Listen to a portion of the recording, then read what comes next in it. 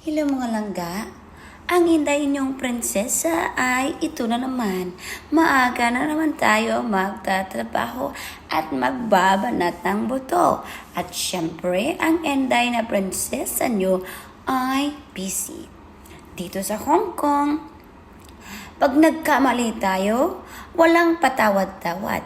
Pag nagkamali ka, mapapagalitan ka. Pag nagkakamali ka, it's either ma-terminate ka. Pag nagkamali ka, bawal ang mag-sorry minsan. Hindi pwede magrason. Lahat bawal. Pero dito sa Hong Kong, malaki ang sahod. Pero ang sahod na malaki, katumbas naman ito ay walang tigil at walang pahingang pagtatrabaho.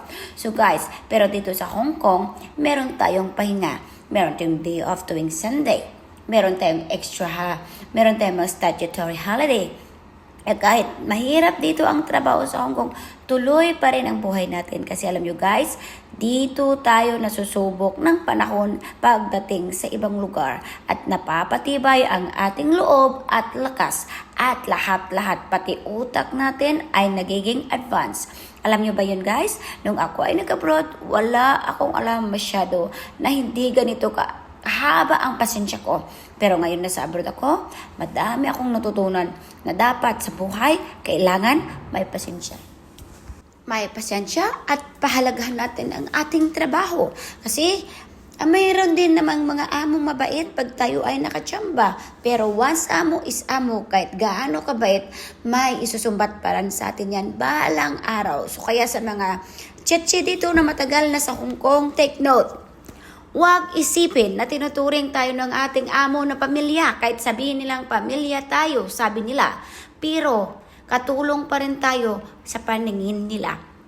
Hindi lahat ng bagay ay okay. Pagdating ng panahon, makakarinig tayo ng sumbat dahil sa ginawa nilang kabutihan sa atin.